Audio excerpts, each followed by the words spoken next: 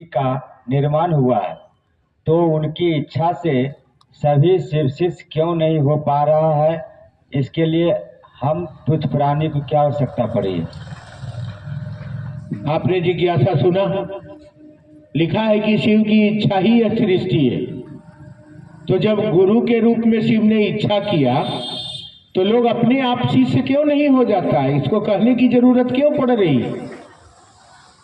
बच्चे को आप पढ़ने के लिए विद्यालय मत भेजिए। कहिए कि हम जानते ही हैं कि बगल में बहुत बड़ा स्कूल है, बेटा को घर में रखिए, बेटा बड़ा हो जाएगा, खाना भी खाएगा, विवाह कर दीजिएगा, बाल बच्चा भी पैदा कर देगा, घर में भी रहेगा।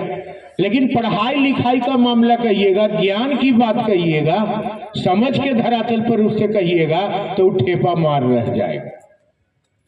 तो विद्यालय है, लेकिन बच्चों को उसमें दाखिला करवाना पड़ता है, तब विद्यालय के पढ़ाई का प्रारूप उस विद्यार्थी के तल पर उतरता है और वह बच्चा बड़ा होकर डीएम, एसपी और कमिश्नर बन जाता है। तो शिव गुरु हैं, पहले भी थे, जब से सृष्टि है। महादेव गुरु के रूप में है, सूखा नहीं है ये धार। तुलसीदास ने भी कहा शिव गुरु है, गीता ने भी कहा शिव गुरु है, इस मनुस्मृति ने भी कहा शिव गुरु है, वेदों ने भी कहा शिव गुरु है। लेकिन वो मेरे गुरु कैसे होंगे? यह पहली बार घटना घट रही है इस मृत लोक पर। यह बात बड़े गुरु भाई हरिंद्रानंद जी के माध्यम से 3 सूत्रों के सहारे हमारे आपके जीवन में आया है। अब पिछले 10,000 बरस में कभी शिव गुरु हैं, परंतु वो जन जन के गुरु नहीं हुए। तो क्या हुआ? 10,000 बरस तक आदमी भटकता रहा, जगत में भटकता रहा, जीव भाव में फंसता रहा, माया को अपना समझता रहा। बल्कि शरीरधारी गुरु का प्रवचन भी सुनने गया है। मैं गया हूं बड़े बड़े गुरुओं के पास, वहां भी लाइन लगा हुआ है, अब मुट्ठी में नोट है 500 वाला 10 गो, बाबा के गोड़ पर चढ़ा रहा है, अब गोड़ छू रहा है, तो कह रहा है बाबा तनी ठीक ठाक रहे सब, जाओ जाओ तुम्हारा सब ठीक होगा, बेटा भी ठीक रहेगा, कल्याण होगा, घर भी बनेगा। गुरु का काम है जगत के भाव से मुक्त करके उसको शिव के आकर्षण में ले जाना। लेकिन जो शरीर में भी गुरु रहे हैं जगत में, कारण जो भी रहे मैं नहीं जानता, अपने सम्मान और प्रतिष्ठा के लिए, किसी के लिए लोगों को जीव भाव से मुक्त नहीं किए और उसमें बांधते चले गए। वो मांगता चला गया, बांधते चले गए और जानवर हो गए हम। आदमी के शरीर में जानवर घूम रहा है, घर में ही मां बहनों की इज्जत महफूज नहीं है, घर में ही भाई भाई के हत्यारे हैं, घर में ही अपने परिवार में जिस माँ ने अपने छाती का दूध पिला के जवान किया है, बेटा कह रहा है अपने बहू पत्नी के आकर्षण में आकर, ये बुढ़िया ज्यादा बोलेगी तो टेटुआ दबा देंगे। आदमी नहीं है, जानवर हो गए हम। तो उसको सही दिशा दिखाना होगा, उसको बताना होगा। साहब ने कहा कि आदमी भ्रमित नहीं है, विभ्रमित हो गया है। माने दिशा भ्रम में नहीं है, वो विभ्रमित माने विशेष रूप से वो भ्रमित हो गया है। अगर दिशा भ्रम रहता तो पकड़ लेता, लेकिन विभ्रमित हो गया है। सोचिए, महादेव परमात्मा न हिंदू है, न मुसलमान है, न सिख है, न ईसाई है, कुछ नहीं है, लेकिन जात पात के नाम पर जगत में क्या हो रहा है? हर जगह आदमी जानवर हो गया। तो उस जानवर को सही दिशा में लाने के लिए बतलाना होगा ना कि बउआ ये रोड पकड़ोगे तो सीधे तुम बरही चले जाओगे, इसको छोड़ोगे तो तुम इधर उधर भटक जाओगे। तो ये बतलाना पड़ता है, सिखलाना पड़ता है, उसको समझाना पड़ता है। इसीलिए महादेव ने कहा है कि दूसरों को शिव का शिष्य बनाओ, उसको बतलाओ कि शिव गुरु हैं। ये बतलाने के लिए शिव चर्चा करो, ताकि अगला भी समझे कि महादेव दया करते हैं, महादेव से दया मांगे। और जो वो विभ्रमित हुआ है, जो उसका मन जानवर की स्थिति में गया है, उससे मुक्त हो और फिर उसके मन में शिव भाव का कपोल फूटे, उसका मन सुखमय हो, उसके अंदर सौम्य वातावरण हो, उसमें प्रेम का प्रस्फुटन हो, उसमें भाईचारा हो। यह तभी संभव है जब हम बताएंगे कि ये भैया इधर मत जाइए, इधर खतरा है, इधर से चलिए, यही रास्ता सही है। और ये रास्ता आज पहली बार मृतलोक पर मिला है, तो हजारों साल से भटके हुए मानव मन को बतलाना होगा कि इस रास्ते से चलिएगा तो आपका महादेव मिलेंगे और आपके जीवन के दुख कम हो जाएंगे, आपका जीवन सुंदर हो जाएगा। इसी को बतलाने के लिए, कहने के लिए महादेव ने हमको आपको कहा है। वह तो गुरु हैं, लेकिन एक एक व्यक्ति के गुरु हो जाए, सबका कल्याण हो जाए, सबका जीवन सुखमय हो जाए, इसके लिए यह बात करने को कहा है, समझाने को कहा है।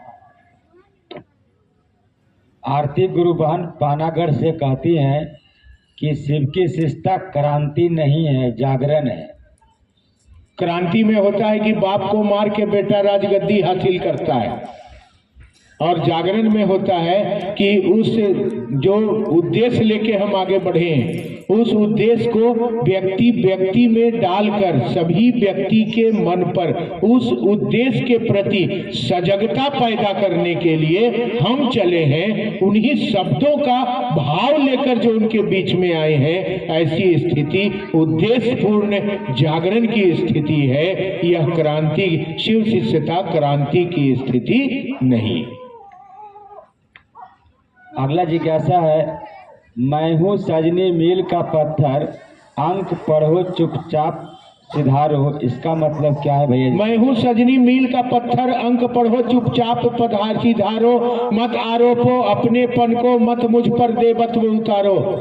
ये हरिंद्रानंद जी ने कहा है, ये दिनकर की पंक्ति है, हरिंद्रानंद जी ने कहा है।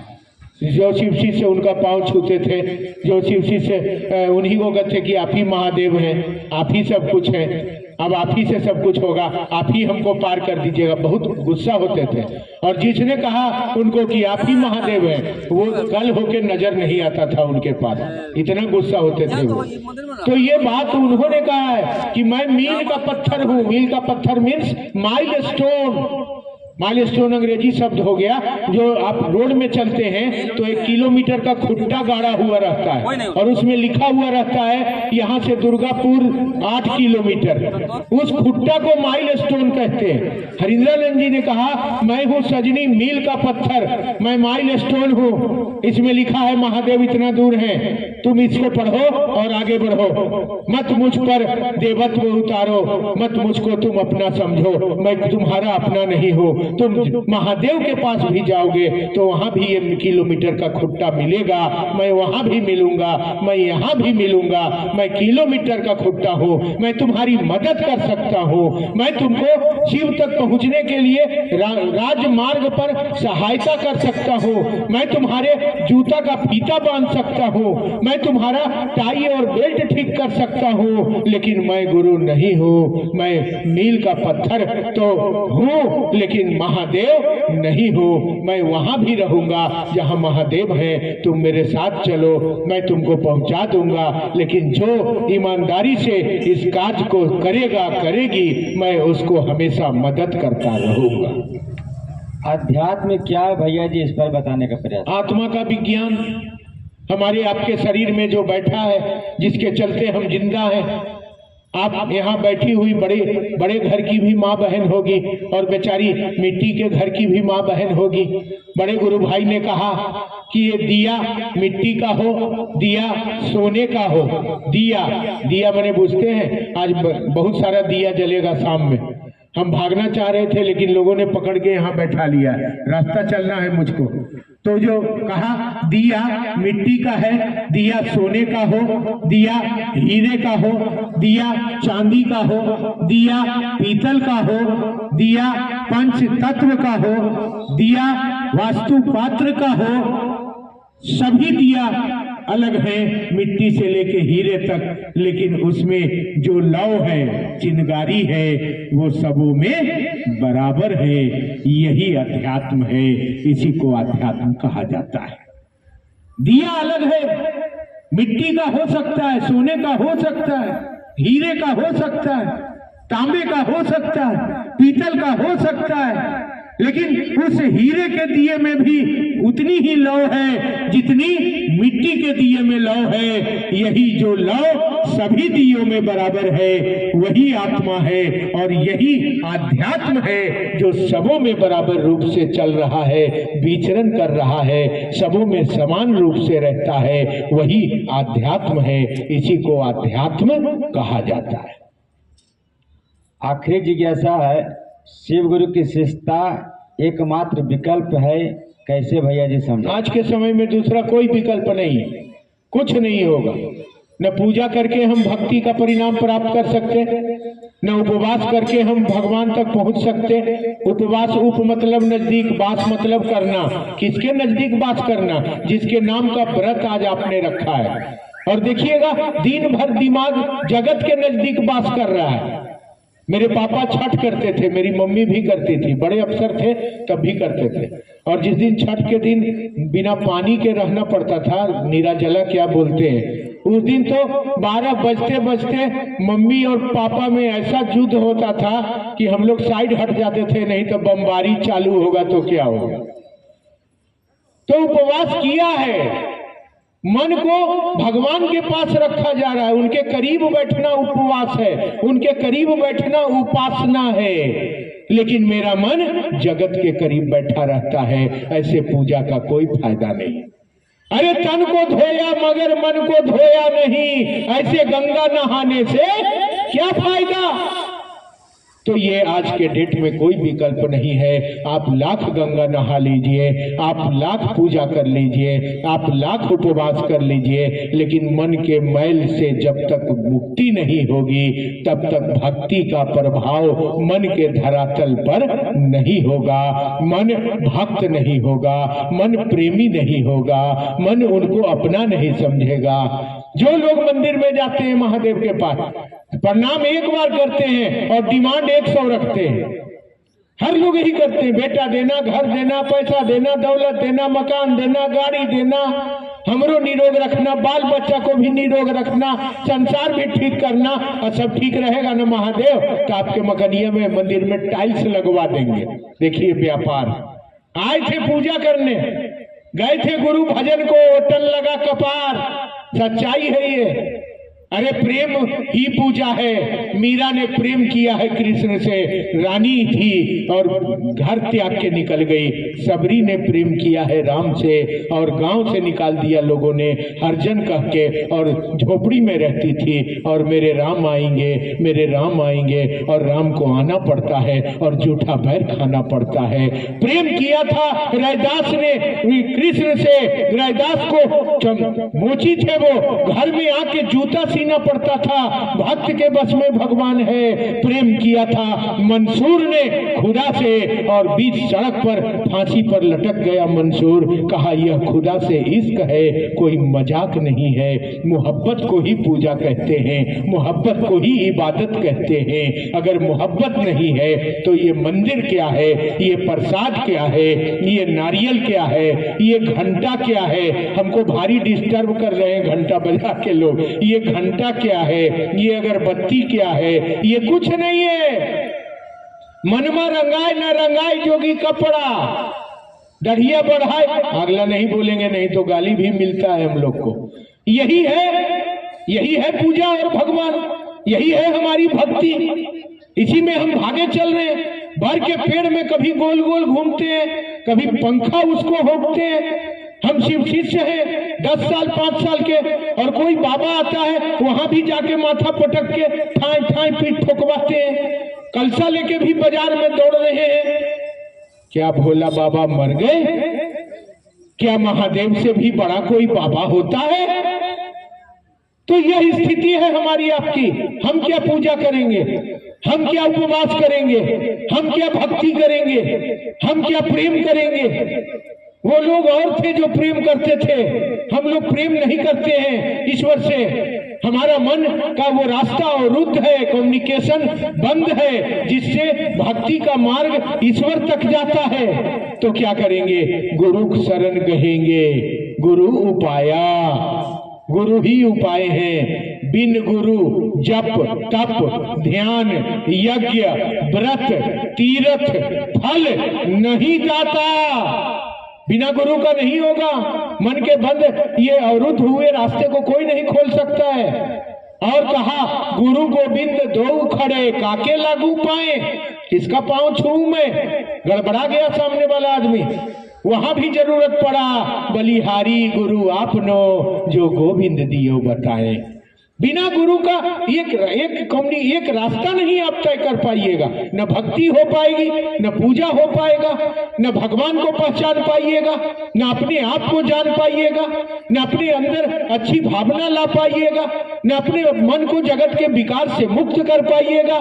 और वह भी गुरु कौन? देवाधिदेव महादेव। आप लोग लगता है खा के नहीं आए क्या? हम तो साला भोरे से भूखल है। वही महादेव जो तीनों लोक का मालिक है, घट घट का वासी है, वही गुरु है। उसके सिवा कोई विकल्प नहीं है। कोई हमारी बीमारियां से मुक्त नहीं कर सकता। कोई गंगा स्नान से हम शुद्ध नहीं हो सकते। कोई पूजा पाठ से मेरे मन का विकार खत्म नहीं होगा। इसीलिए इन विकारों के तल पर जो उतरेगा वही हमको मुक्त कर सकता है। और किसी के पास जाइए, बोलेगा लहसुन प्याज छोड़ के आना, बोलेगा मुर्गा मछली छोड़ के आना, बोलेगा दारू तारी छोड़ के आना, बोलेगा झूठ सच बोलना छोड़ के आना। हम कैसे छोड़ दें भाई?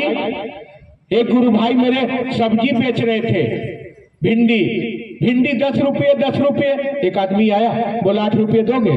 5 केजी लेंगे। बोला ठीक है ले लीजिए। लेके चला गया तो हम बोले कि झूठ काहे बोले, 8 रुपये बोलते, अब 2 रुपया झूठ काहे बोले? बोला भैया का बात, 8 रुपये बोलेंगे ना तो बोलेगा 6 रुपये दोगे तो घरे से घाटा लग जाएगा। इसीलिए झूठ बोलना मजबूरी है, क्या करें। ऐसी मजबूरी में कौन उतरेगा मेरे तल पर? गलत सलत करना मजबूरी है, पेट चलाना मजबूरी है, जीवन जीने के लिए गलत सही काम करना मजबूरी है।